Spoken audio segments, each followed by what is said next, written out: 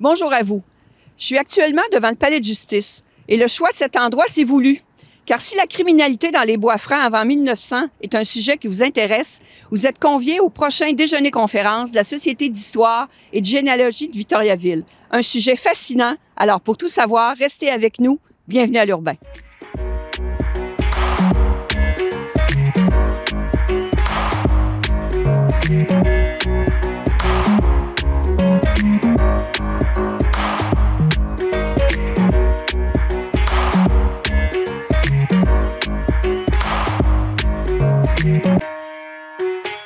Bonjour Raymond Tardy. Bonjour. Raymond Tardy, vous êtes président de la Société d'histoire et de généalogie de Victoriaville. C'est une organisation qui est très implantée et très structurée dans le milieu. Elle a une mission qui est particulière et qui est très utile, en fait. Bon, je pense que oui. Nous, c'est de promouvoir tout ce qui est l'histoire. On est un peu les gardiens de la mémoire, donc des institutions à Victoriaville, etc., etc. Et aussi, tout ce qui est patrimoine. On travaille à protéger le patrimoine, à le mettre en valeur. On a aussi, comme notre nom l'indique, on a un volet généalogie. Donc, c'est assez varié. On a une mission. On reste fidèle à notre mission. En étant fidèle à votre mission, vous avez depuis 18 ans, je crois, une activité phare que j'appellerais parce que c'est le déjeuner-conférence. C'est toujours des sujets intéressants et cette année, il y en a un qui est particulier.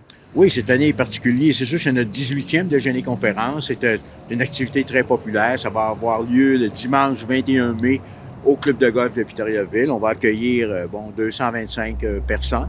Il faut s'adapter au lieu.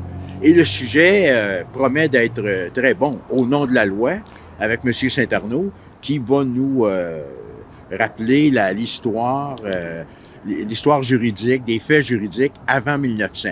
Bon, quand on connaît l'humour de Gaétan, ça promet d'être fort intéressant. Il a fait beaucoup de recherches. Et c'est un domaine que nous, au cours des années, on n'a pas exploité beaucoup. Donc, ça va être vraiment nouveau. Fait que j'incite les gens à prendre leur billet à l'avance parce que ça va être intéressant. D'abord, le conférencier est bon, le sujet est bon, l'endroit va être agréable, il va faire plus chaud que ce matin. Ça va être parfait. Toutes les conditions vont être réunies et c'est une activité aussi qui est très courue. Alors, comme vous le disiez si bien, il faut que les gens, quand même, achètent leurs billets d'avance. Comment ça fonctionne pour pouvoir y participer? Les gens appellent à notre société. Là, le numéro est facile à trouver, soit par courriel ou un coup de téléphone, mardi, jeudi, vendredi, à nos heures d'ouverture. Puis, on n'aura pas de problème à faire salle comble. C'est sûr qu'on s'adapte au lieu. Quand on pouvait le faire dans une salle plus grande, on avait plus de monde, mais c'est pour ça que là, il faut pas perdre de temps si on veut assister à cette conférence. Bonjour, Gaétan Saint-Arnaud. Bonjour. Bon, Gaétan Saint-Arnaud, vous êtes féru d'histoire et on connaît aussi toute votre passion pour les Bois-Francs. Et vous nous avez donné rendez-vous ce matin à un endroit qui n'est pas anodin. Alors, considérant l'endroit, au nom de la loi, je vous pose des questions. Allez-y, je vous écoute. La criminalité dans les Bois-Francs, c'est un sujet méconnu. C'est un sujet pour lequel vous avez dû fouiller et vous avez dû faire des découvertes aussi extraordinaires. J'aimerais ça savoir. Bien, absolument. Écoutez, comme j'ai pas beaucoup d'expertise question criminalité, je me suis associé à un juriste très connu dans la région qui est Gérald Milot, qui était procureur de la Couronne ici dans le district d'Arthabasca pendant 33 ans. Et là, grâce aux antennes de M. Milot, on a découvert qu'aux Archives nationales à Trois-Rivières, il y avait 6 caisses de documents concernant la criminalité dans les Bois-Francs avant 1900. Alors, vous comprenez qu'on est allé là, on a épluché tous ces documents-là et aujourd'hui, on a appris plein de choses sur la criminalité dans notre région. C'est vraiment une source, dans le fond, exceptionnelle, parce que ça permet d'aller fouiller dans des pans d'histoire qui sont méconnus. Et j'imagine que vous avez trouvé des choses qui sont assez étonnantes. Absolument. Le premier constat qu'on peut déjà faire, c'est que les gens des Bois-Francs n'étaient pas des gens ennuyants. On a une très belle palette de crimes à notre actif. Ça va du vol de poules jusqu'à l'assassinat, en passant par les agressions, le vagabondage et évidemment les crimes à caractère sexuel. On a tout découvert ça. Il y a d'autres constats que vous avez sûrement dû faire aussi. Absolument. On a découvert qu'il n'y a pas un village, il n'y a pas une paroisse des Bois-Francs, qu'on soit à Arthabascaville, qu'on soit à Tingwick, qu'on soit à Inverness, il n'y a pas un village qui peut prétendre être plus vertueux que les autres. Chacun a son lot de malfaisants, de mécréants. C'est toujours un sujet qui fascine la criminalité et je pense que vous connaissant avec votre verve aussi, je pense que durant la conférence, on s'ennuiera pas parce que vous allez aborder tous ces pans-là d'histoire avec plein d'anecdotes. Oui, absolument, parce que, écoutez, on a découvert en tout 926 documents concernant la criminalité des Bois-Francs avant 1900. Alors, vous devinez qu'il y en a là-dedans qui sont plus croustillants que d'autres. Alors, on va tout vous dire ça le 21 mai. Monsieur Saint-Arnaud, je sais que vous êtes un homme d'histoire, tous les sujets vous intéressent, mais pourquoi celui-là en particulier et qu'est-ce qu'il nous apprend? Bien, en fait, on cherche à bien connaître la vie des gens qui nous ont précédés. Alors, évidemment, quand on connaît les gens d'avant, leurs entreprises, leurs succès, les grands événements, les grands personnages, ça va. Mais il faut aussi connaître un peu les travers de ces sociétés-là. Comme connaître quelqu'un, c'est connaître ses qualités, mais connaître aussi ses défauts. Alors, la criminalité, ça fait partie de la vie des gens d'avant et c'est quelque chose qui est très méconnu. Alors, c'est pour ça que ça nous a intéressés. On a dit que ça va être un ajout à nos connaissances, un éclairage nouveau sur les sociétés qui nous ont précédés. Bon, une fois qu'on a dit le sujet, vous avez dit d'entrée de jeu tantôt, on s'associe à des gens qui sont reliés là, à la justice et tout ça, puis vous vous rendez aux archives. Mais moi, je suis un petit peu curieuse, je connais pas ce domaine-là en particulier. Comment ça se passe? Comment ça se fait? Qu'est-ce que vous trouvez? Dans quelle langue? C'est écrit comment? Ça m'intéresse. En fait, ce qu'on a découvert aux Archives nationales à Trois-Rivières, c'est 6 caisses de documents. Chaque caisse contient, je vous dirais, plus d'une centaine de documents qu'on a épluchés les uns après les autres. En tout, nous avons consulté 926 documents et pour chacun des documents, on a rédigé une fiche, on a complété une fiche pour retenir l'information puis pouvoir l'étudier. Il faut savoir que ces documents-là sont tous rédigés ou presque tous rédigés à la main, en anglais. Et évidemment, c'est pas toujours lisible. Alors, le temps aussi fait que ce sont des papiers qui sont délicats, qui peuvent s'effriter. Alors, on a étudié ça de façon très attentive. Je peux vous dire qu'après une journée de travail, c'est toute une épreuve pour les yeux de consulter ces documents-là. Mais on a passé au travers, on a formé une petite équipe de recherche et on a passé au travers de toute la documentation qui nous concernait.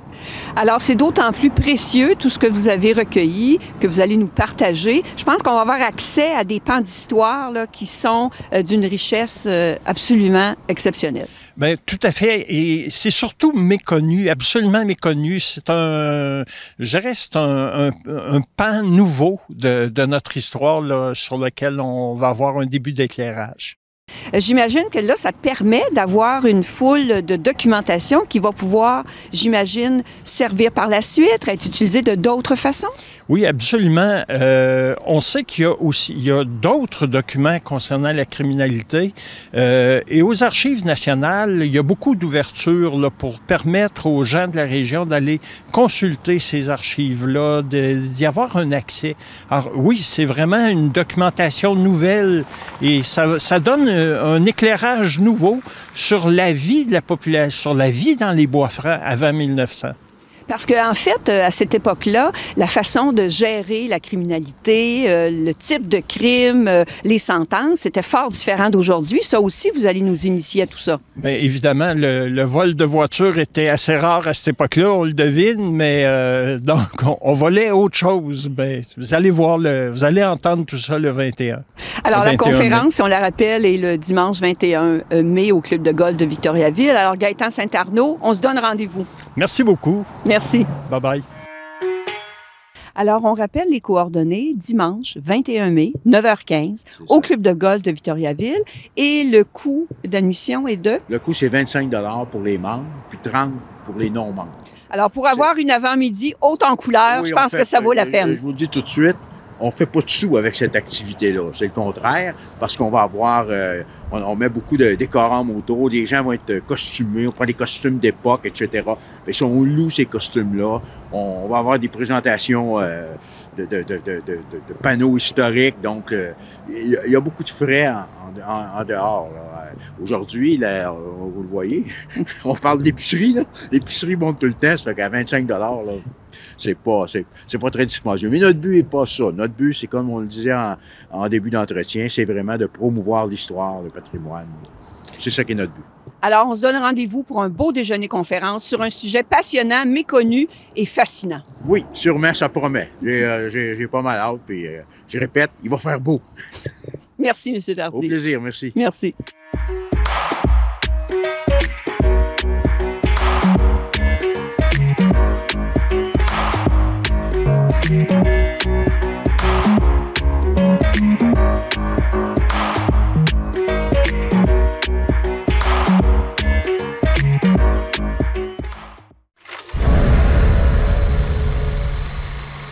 Kéliane, c'est une petite fille très active. Elle aime ça faire du vélo, de la trottinette, de la danse, de la course.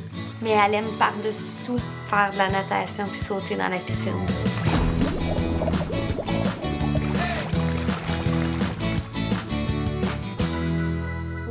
À l'échographie de 14 semaines, j'ai appris que Kéliane, elle aurait une main amputée. Puis, au moment d'une autre échographie à 21 semaines, j'ai su que finalement, il y avait sa jambe qui était partiellement amputée aussi à gauche. Quand on vit en région, on voit pas beaucoup de gens qui ont des amputations. On sait pas trop qu'est-ce qui existe, qu'est-ce qu'on peut faire, qu'est-ce qu'on peut pas faire. Fait que ça s'est comme fait naturellement après l'acceptation de l'annonce. L'Association des amputés de guerre est embarquée tout de suite avec le contact avec les autres familles, de voir qu'on n'était pas toutes seules au monde. J'aime aller au séminaire parce que je retrouve mes amis qui sont amputés comme moi. L'Association des amputés de guerre est là pour nous soutenir comme parents, est là pour soutenir nos enfants. Ça nous permet d'avoir une deuxième famille où on peut se retrouver des gens qui vivent la même situation que nous.